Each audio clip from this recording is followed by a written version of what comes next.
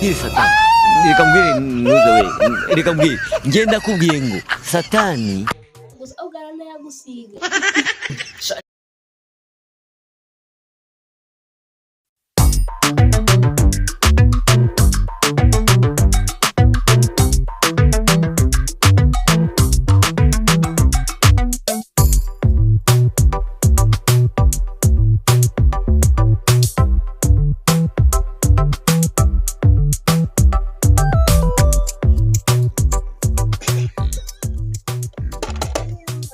Abanyamadeni cyakora baragafite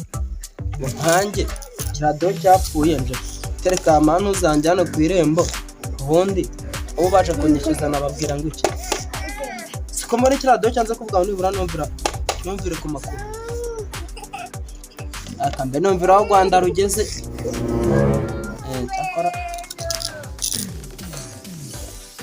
ngomba kuri rado bari kuvuga amatora we kandi cyo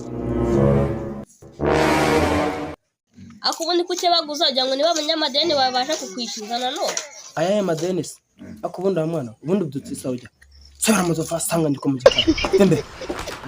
Aha buraje nduru ubukene nakubutinda gatindwa ku musarani ngo papa ngo umwana wange aragatindwa he umwana wanjye we nkubya naguta muri toilette cyangwa gutindisha toilette nyine kajyanwa n'uruzi papa none ntabwo yemera ko wanze ubundi suretse ko nyoko twaryamanye rimwe ryonyine akazambwira ngo namutenda ubundi we nigeze nkubya ubundi yarenda namutenda aha reka ibyo tubyihore ahubwo undi papa turararira iki none wamufuka amateke naguze se warashize ariko ubundi ibyo ngibyo bikura ariko papa ubundi ari wowe wahora amateke buri mu nege ari sabwe mwigeze mateka sinarya kwanza agenda mushaka ibindi bintu muteka ubundi sinzi unayikore ubundi nakurenganyaga ahubwo reka njye kwibara Koma nyoko.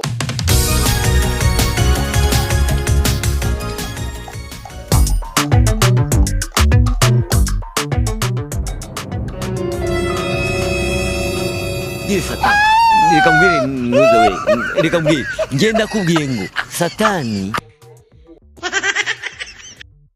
nasi ndara nakubonye isonga nakubonye aboni ba God have mercy upon us. shana siri urashyiraho nawe kwivuza kuri kuzo imbaraga zo ndagufita ngara ijana shana mo yagiye kugura icyayi nijana koko cyo kwa na usa nijana uraye warayahombye kare none uvuge ko ijana ryanjye ndikarabijwe uraye wayagukarabije so ukarabye gusa ugarana yagusiga ngiye ntayo nakaraba ndakurahiye nanjye mbadoga bakuru ndakurahiye ntaje uzabona shase wa mbere nkarabije cyangwa ahubwo mva imbere Data. ngira ngo namagambo y'abana kumbe nawe urabihamirije wabona kagabo nka kantera mu rugo rwanyu ndi kavuga ngo iki papa yakuguje nandi tukono tuzakwiriye mwana wahubwa kantuvuze ni inyamibwa cyo gitekerezo ni ingenzi kabwanagurika none gwaye nuri kuyanyishura none ngo ngone yandi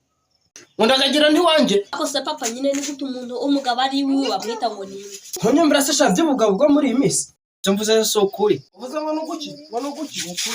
Ariko sha mu ruhengeri ko bari gutanga uburyo bwo kogosha ingagi ukaburi hano i Kigali nkaba mbona umeze nkazo wagiye bakakogosha